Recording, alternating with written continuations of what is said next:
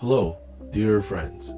In this video, I will tell you about the new airdrop from Bitget and how to get Solana tokens in just a few steps. Don't forget to subscribe to my channel and like the video.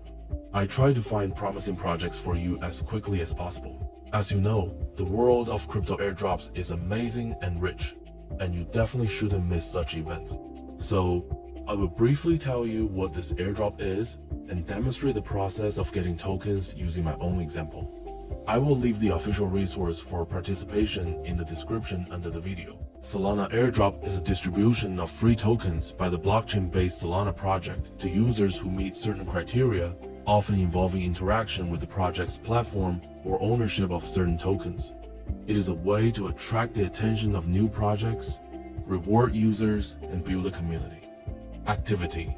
Let's move on to getting tokens. The first step is to have Solana tokens on your balance to meet the activity criteria. In my case, I have $6,251 in Solana tokens in my trusted wallet. Next, go to the official website bitgetsols.com, which is in the description under the video.